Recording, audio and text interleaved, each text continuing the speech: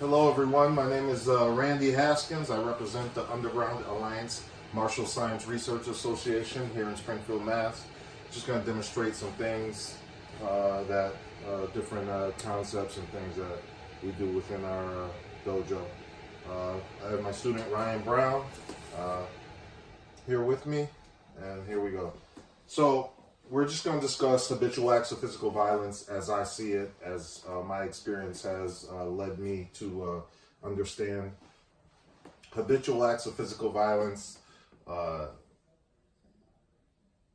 there's 5 of them. 5 habitual acts of physical violence. Number 5 being the least common of the most common list. Number 1 being the most common of that very same list. Number 5 is a football kick and or stomp.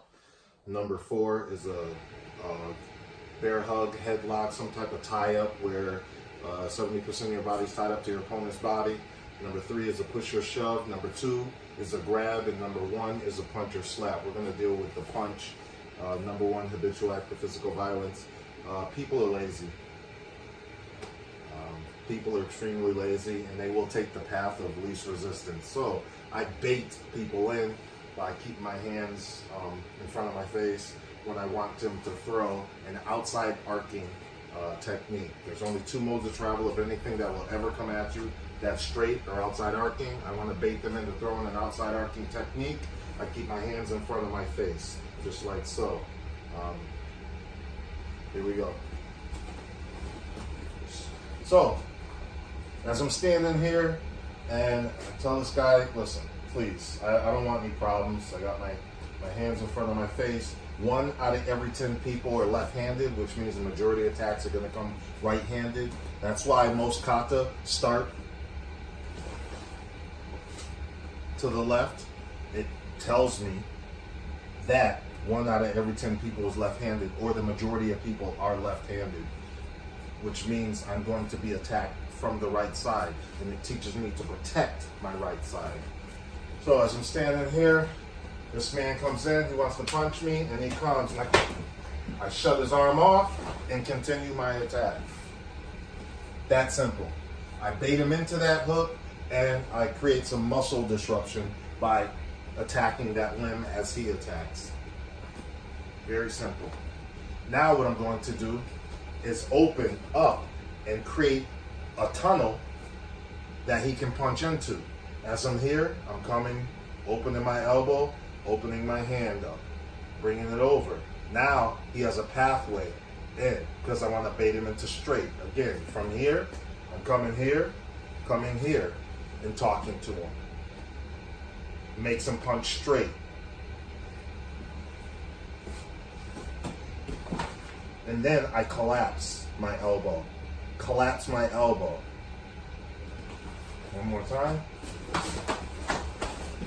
And I can continue my attack from there.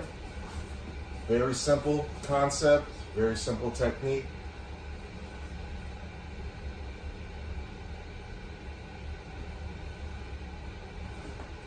Now we're going to go with a downward block. Downward block is designed to defend against straight line energy. And what's going to happen is I need to get offline. A lot of people come down like so and perform the blocking arm after the preparatory position. In my dojo, the preparatory position is the technique. Preparatory position is the technique. Everything else is icing on the cake. The preparatory position creates the path that I can travel into. So he's going to come at me with a front kick. All I'm doing is moving offline, just like so. Let's get an angle. One more time. He comes in, right offline. Preparatory technique. One more time.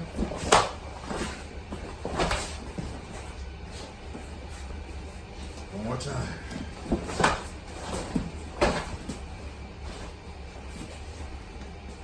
Coming through. 1, 2, 3, 4. One more time.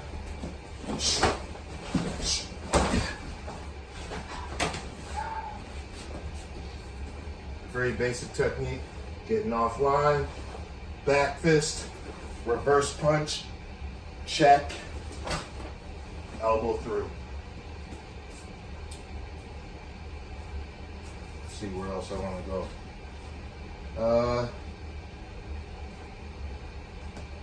We can continue on with many different techniques and take it anywhere we want to go. It doesn't matter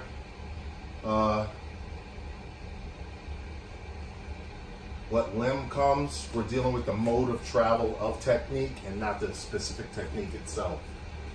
That gives us less thought within an altercation. I'll continue on with more video later. Thank you. Listen.